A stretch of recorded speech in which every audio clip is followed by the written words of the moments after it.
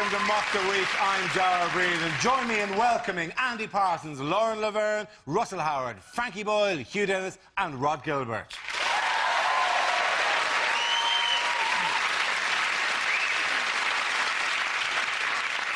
We start off with headlines. It's fairly obvious what the big news story of the week was. Here's a picture of the effects of this summer's adverse weather. But what does RFHB stand for? Is it Reading faces hosepipe ban? Is it rivers flooded, help, Batman? Is it revenge for homosexuality and binging? Is it rabbits found holding breath? Is it rumour flooding has begun? I think it's past a rumour at this stage. I like the gentle, soft sell approach you're taking. Is it record floods hit Britain? Well done, Andy.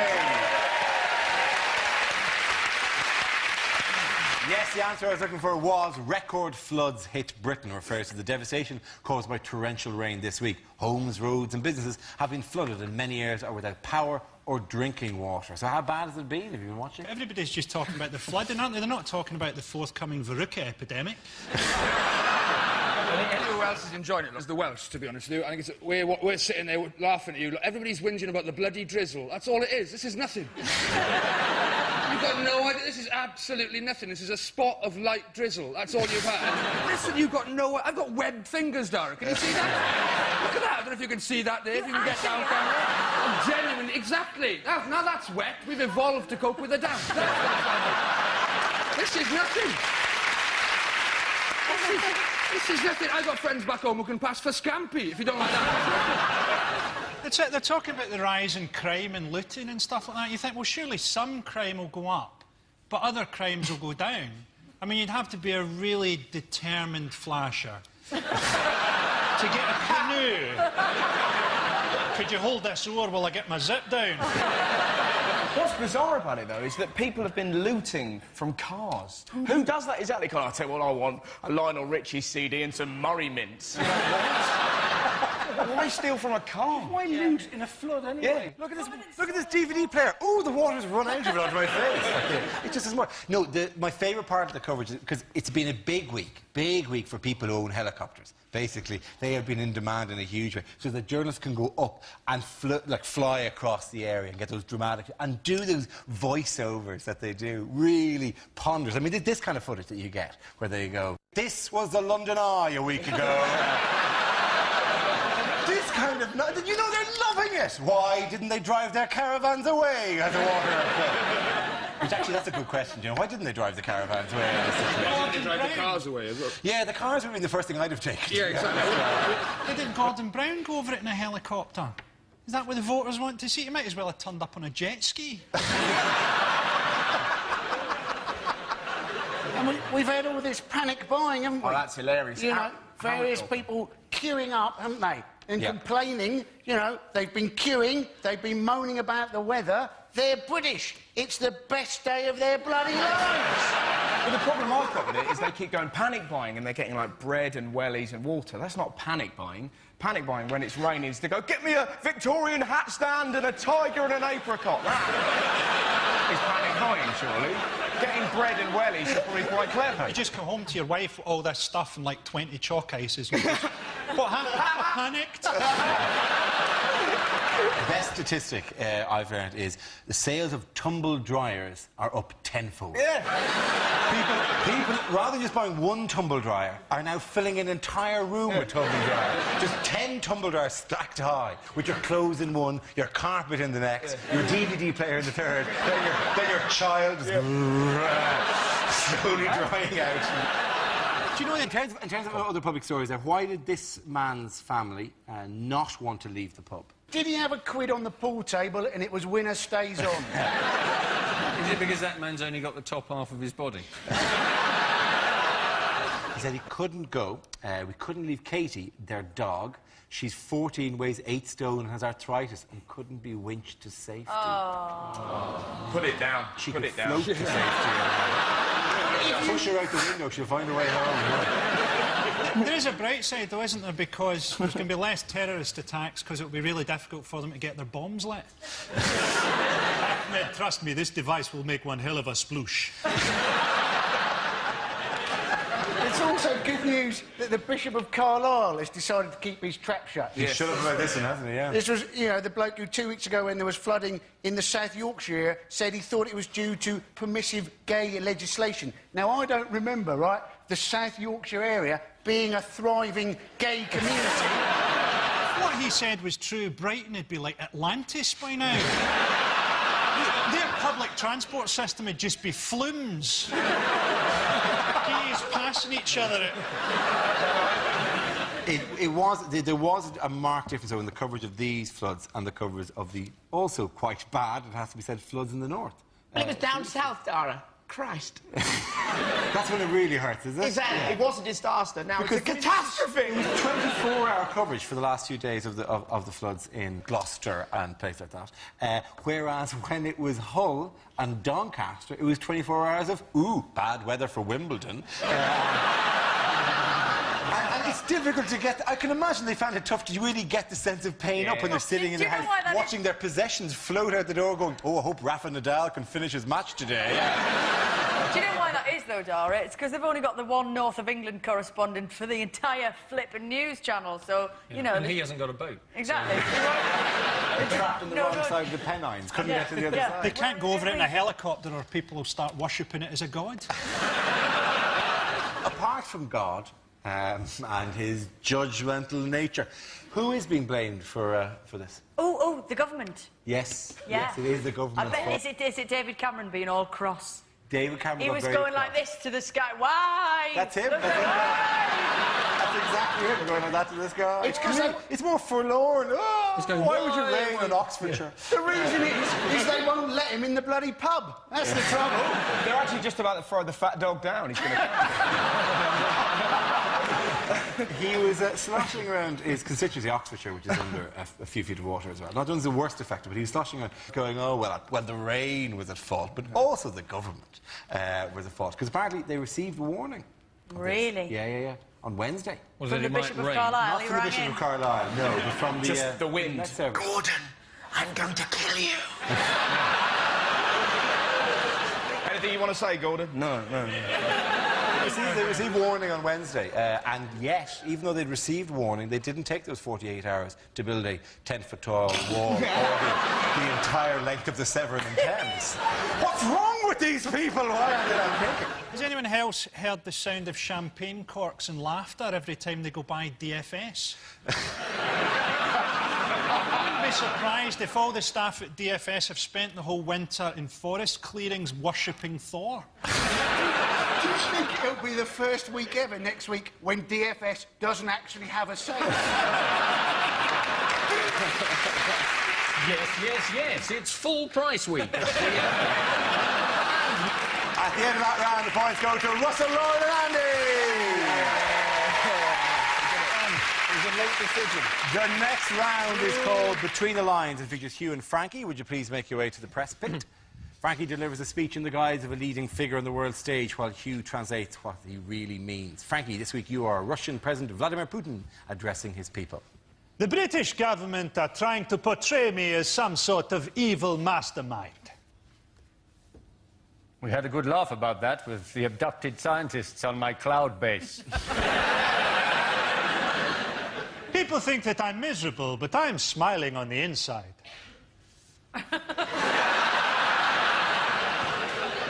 I've just come back from America, where I found I had a lot in common with President Bush. Neither of us can speak English without a translator. I want to gain your confidence. You can trust me. Perhaps we could meet for some sushi. There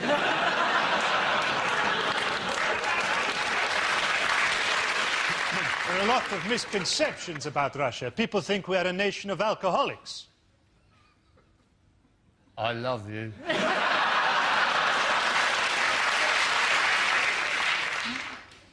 People think that... Is trying to do a line. But people think that Russia is run by gangsters. I find that funny. What do you mean funny? Funny how? Funny in what way? You find me amusing? I love you. Britain continues to anger Russia, then we will shut off vital supplies to your country. See how you get on with ordinary porn now. Thank you. Well done about you.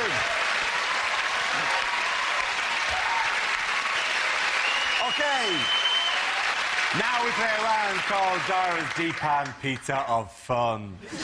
This game involves Rod, Andy, Frankie and Russell, so if you could make your way to the performance area, please.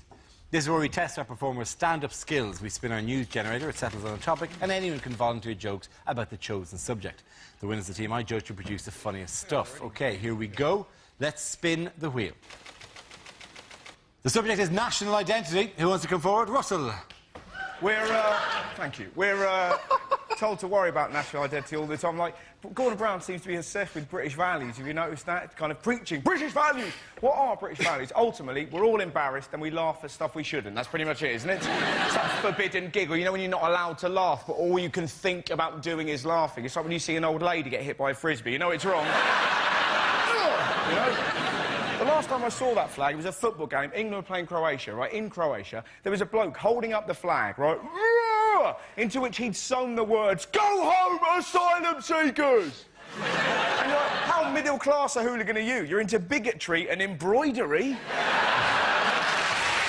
man, well done, Russell. OK, let's spin the wheel again. The subject is transport. Who wants to come in on that? Rod. May I? See, I don't know about you, the viewing public and the audience here in the studio, but I'm pretty paranoid on trains, are you? No, you're not as paranoid as I am. I just get paranoid. They make you paranoid, I think. It's all these announcements and signs. You know, if you see anything unusual, report it immediately. I was on a train last Wednesday and saw a Hare Krishna eating a bounty. I reported it and they blew him up in a controlled explosion. Well done, Rod Gilbert. Thank you very much. OK, that leaves us with Andy and Frankie. Let's spin the wheel. The next topic is health. Wow. Yeah, that says health to me. There was a health report recently on Scotland that said that Scotland is the worst small country in Europe. And we were quite disappointed because we thought we were the worst small country in the world. Glasgow's chief health officer said that he was slightly surprised by the findings, which caused him to have a massive heart attack. Scotland does, though, have the best mental health record in Europe. And I think that's because in Scotland, you really have to go an extra bit to be judged mental. Sorry, son, we didn't realise you were a schizophrenic. We just thought you were a bit of a character. Thank you, Boyle. OK, let's see what's left for Andy. Let's spin the wheel. The topic is drinking. Now, according to police, right, apparently in nightclubs, 1 in 20 drinks are spiked. Now, I was thinking this could give you a little excuse not to go into work the next day. Phone up work, I can't come in, my drink was spiked. How do you know? Well, I had 20 of them. One of them must have been. Of course, if you go and see your doctor now, they give you a little test, don't they? My doctor, he said to me the other day, he said, how many units of alcohol have you had this week? I said, 21. He said, that's not bad, the maximum's 28.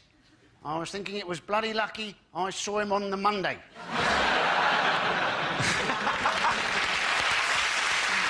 At the end of that round, I'm giving the points to Andy and Russell. Come on back.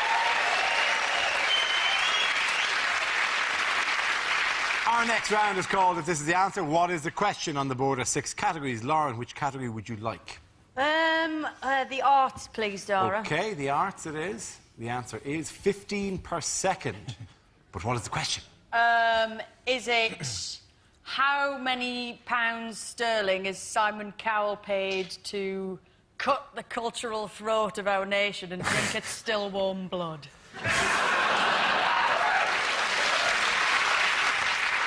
That's not what I have on the card. Is it at what rate has the BBC issued apologies over the last fortnight? Is it how many sofas are currently passing underneath the Severn Bridge?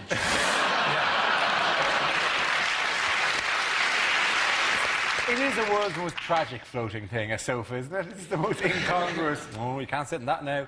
I saw one bonfire night. I saw a bunch of kids, instead of a bonfire in South Shields, set fire to a fridge and danced around it. That was pretty weird. That was quite incongruous. Can you burn a fridge? Yeah. Oh, yeah. Yeah, You can burn it good. Is it how many times does David Beckham wonder why everyone stopped speaking Spanish? I know what it is. It's how many copies of Harry Potter has been sold? It is absolutely correct. Well done, Lauren. Very good. Thank you. The question I was looking for, how quickly were copies of the final Harry Potter book selling on launch day? This is a claim by a leading high street retailer that they were selling 15 copies of Harry Potter and the Deathly Hallows every second after midnight openings across the country. What do you think of it? Have you read it? I actually queued up for the book. You did? No. Did you? Yeah, Sad brilliant. man. Thank you. Yeah. It was fantastic. Listen to that. It was just brilliant. There was loads. What was great, there were people dressed as like Hagrid and very, very normal people, young kids and stuff like that. Just thousands of people waiting outside. And then every so often, someone who's drunk would just wander past and go, "He dies! He dies!" and then kind of wander off. And then, like a minute later, "He dies! Do you think people did that when the Bible first came out? That'd be great. What was wonderful, after about, this happened maybe 3 times, a little kid just plucked up the courage and just went, "He dies!" And this little kid just went, "Expelliarmus!" Like that. And you sat there going, yes. Magnificent. Did you dress up, Russell? Did I dress up? No, I was just wearing my usual lycra catsuit. What do you feel? Why didn't you turn up dressed as, like, a stormtrooper? Oh, I'll tell you what... and just queue up as the wrong character from the wrong series. What would have been great? Well, I am Darth Vader. I'm sorry, I only have the one costume. That would be I use it for all these events. I should have dressed up as like a Sith Lord, just waited in the queue all the while and then just gone, the Da Vinci Code, please. How long is it? 608 pages. Because I have promised to read it to my son. I've read him every book so far. That's and I've got to read it. It's going to take about 5 years. I read the last one, Harry Potter and the Structurally Reinforced Bedside Table. Took me about 1.5 years to read it. Surely it'd be It's easier to get just- him to sleep if you just hit him with it.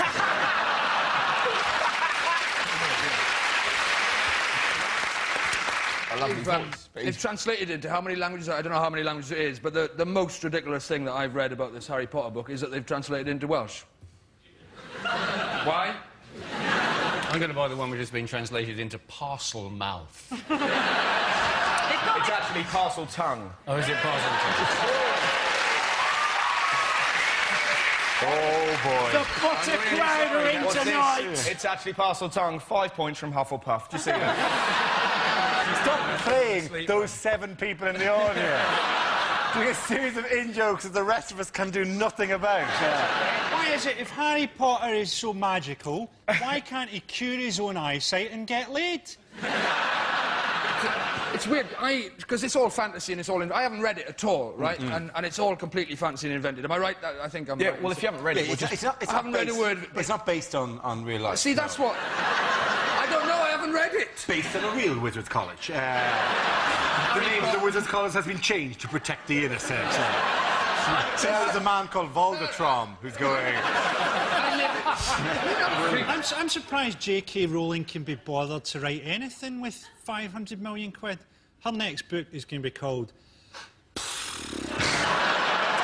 Chapter 1, A Man Did a Thing. There were independent bookshops who were going to Asda, buying it for $5 and then selling it for $18.99. Yeah, apparently. And fair dues to them. I mean, Asda are trying to shut them down. It's weird. It's the only book, largest book release of the decade, let's say, and it managed to both promote literacy and kill off independent bookstores in the same day. It's fantastic. Oh, we can all read. There are no bookshops. OK.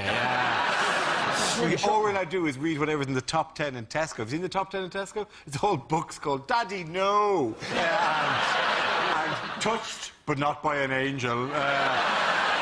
But what's bizarre about it is that the state of books in this country, most people read books based on what Richard and Judy say to read. How bizarre is that? You know, just read this. That's right, Judy's got a very good opinion of that.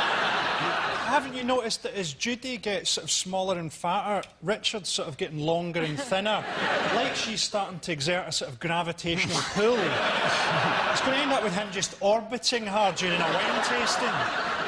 In other news, why might the government be setting a bad example to children? Oh, I know.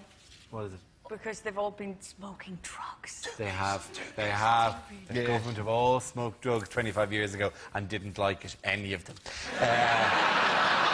Really, the odds on 10 of them coming out and going, well, a bigger boy made me do it, and I didn't like it, you know? It is worrying, though, isn't it, that this is, you know, whether right or wrong, is the world's most popular recreational drug, but every politician seemingly is chemically different to the rest of the human population. Goes, no, it was wrong and horrible, and I'm glad I did it now. It's always like a sort of weird way that they took it as well. It's like, oh, I didn't actually smoke it. It was rubbed onto me by a passing cyclist. Do you know Oliver Letwin? Do you know how he did dope? How did he do it? He says that somebody put it in his pipe. When he was how old? He didn't say what age he was. When he was 12. Even the notion as a student who's going, How good would that be? Something's gone a bit weird with this now. It's like those people who turn up to hospital with hoovers in their bottoms, isn't it? I had a mate who works in Casualty. Not the television programme. Okay. No. And he works in A&E, and he had a bloke come in with the hat of a garden gnome. Where it shouldn't have been. And then half an hour later, another bloke turned up with the hat of another garden gnome, and they claimed they'd never met each other. Isn't it connected irreparably with the head, though? Yeah, it was the whole gnome, actually. They both came in with a garden gnome. Oh, I'm sorry, the hat was a bit... Oh, yeah, but the rest of the gnome... Oh, right, so I was going to say... You think they tried the fishing rod first? Yeah. That's what happens if you play... I did the gnome... Was the gnome's expression, like, particularly... I'll catch nothing here. George Bush had a colonoscopy this week, didn't he? Surprisingly knew which end to put the camera in. What would be great is if all the MPs, if a few of them have dabbled in other drugs and they start getting flashbacks in the House of Commons, stuff like that, with that, just be kind of... Mr. Speaker, there is a unicorn winking at me. You know? It'd be great to have a whole junkie cabinet, wouldn't it? This is your third state visit to Morocco this week. It's really interfering with their plans to invade Thailand. But why don't we just go ahead and legalise it? Everybody's saying it's much less dangerous than alcohol. You know, alcohol, people get pissed up, don't they, and then go out and be violent. Cannabis, you stay in and you're able to do sod all. Apparently, though, it causes mental health problems, so, because it's so much more powerful now, people can get really, really paranoid. They might sit at home and think that their TV was talking to them. You could go out and kill James Blunt, couldn't you? Just a thought. Again, that one we did the points to Frankie, Hugh and Rod. Now we come to our final quickfire round called Scenes We'd Like to See. This is for everyone, so if you could make your way over to the performance area, please. I call it ideas for scenarios we'd love to see, and the performers come in with their suggestions.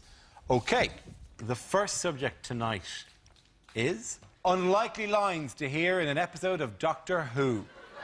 Between series, I paint the TARDIS red and sell coffee. Yes, Doctor. I am your arch-nemesis. You may also recognise me as Giuseppe DeMarco from EastEnders. And my many walk-on parts in Casualty as Wounded Man. Looks like we've materialised in the 19th century. Oh no, it's Glasgow 2007. This is not a waste of time. You are a Time Lord. Have you ever given money to the Labour Party? I'm here to save the Earth, but as a doctor, I won't be working evenings or weekends. K9, stop humping the toaster. Well, Welcome to my Dalek poetry reading. This one is called Daffodils. Exterminate daffodils. Okay, the next topic is bad ways for Gordon Brown to address the nation. You can take our lives, but you'll never take our freedom. This isn't my sporran. It's Hazel Blair's asking for a promotion.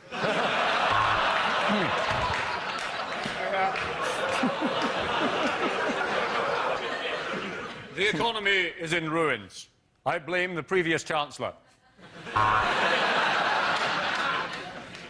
You thought Tony Blair was a Watch this.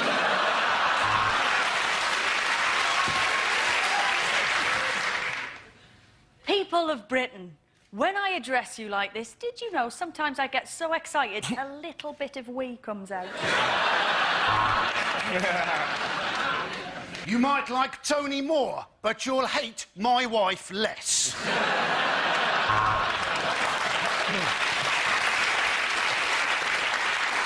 In these troubled times between our nations, I feel I need to reach out to President Putin and say, I have shagged your mother.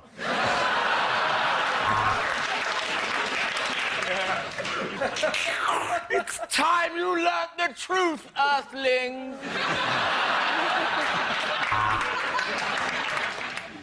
Citizens of New Atlantis, I bring greetings from our brothers, the Crabmen.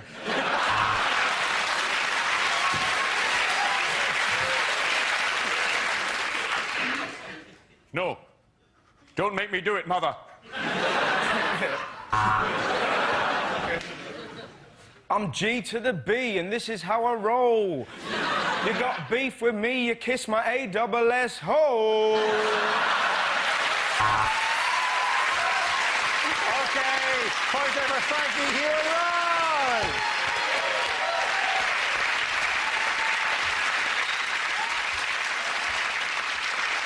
That is the end of the show. This week's winners are Andy Parsons, Lauren Laverne and Russell Howard.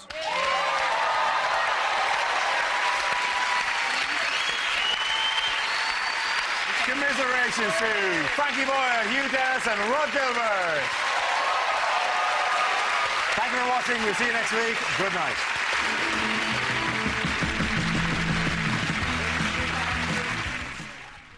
Give them space next on BBC Two. Henderson and the crew face a sensitive mission in hyperdrive.